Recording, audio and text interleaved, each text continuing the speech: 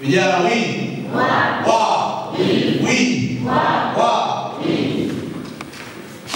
Tuna mada zisizopungua 6, lakini zitawasilishwa kwa haraka sana kadri iwezekanavyo. Tunaomba utulivu na vijana wengine wataungana na nyinyi kadri watakapokuwa wanawasili. Tunaomba utulivu, tunaomba usikivu, kwenye kuuliza maswali tuulize na wakaribisha sana. Tuwe huru. Sawa vijana? Vijana wi wa wi wa. Karibu. Tabia hatarishi kwa sasa leo tajiri niwe mama, nisio mwalimu niwe baba ambaye anakwenda kuongea na wewe vile vitu ambavyo baba yako na mama yako haja.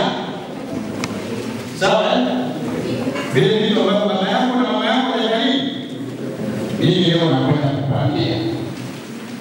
Tukiangalia picha kwenye wote naona sio? Kila mmoja anatamani angekuwa na mimi sio? Kwa hiyo tunajifunza kuhusu tabia, tutaangalia maana ya tabia hatarishi, tutaangalia aina hizo tabia.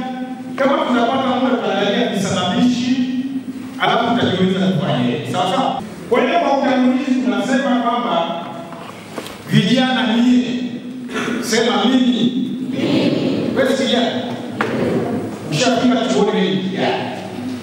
Tunasema ni nguvu kazi ya taifa. Yeye ni nguvu kazi ya taifa.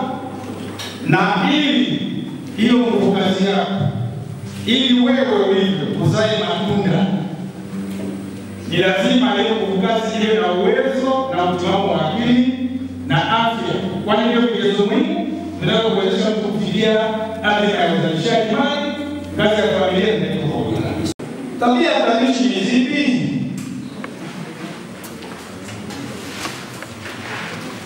Unaonywaji pombe uliopitiliza,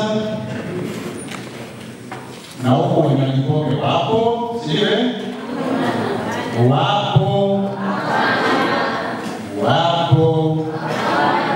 Mkamatia muda siku moja. Matumizi ya madawa ya kulevya, unakula sana au kukula kabisa, unakucheza kamari, sina beti kwenye simu. Mimi na mafahamu na beti. Una utoro shuleni, mwingine darasani. Hizo zote ni tabia. Hizo ni baadhi tu. Umeziona? Kati ya hizo zote hizo, ukijiingiza kwenye hizo tabia, zikakuvaa, zikakuganda, matokeo yake kesho hayatakuwa mazuri. Wasalimu kwa jina la Jamhuri ya Muungano wa Tanzania. Kazi iendelee. Katika kuelewa kilichofundishwa. Kwa majina yangu naitwa Levina Livingstone Mishanga, ni afisa ustawi wa jamii, na nahudumia kata hizi 3. Nahudumia kata ya Isilale, Mabuyuni na ile ya Mswahili. Kijana ni mtu mwenye miaka 18 na kuendelea hadi 15. Maana tukitoka miaka 18 hadi 0 tunamaanisha mtoto. Kwa hiyo miaka 18 hadi 15 ni kijana. Kwa hiyo wengi hapa ni vijana, leo tuna watoto wachache lakini bado tunaelekea kwenye vijana, sio? Hata kama kuna wachini ya miaka 18 si bado tunaendelea kwenye vijana.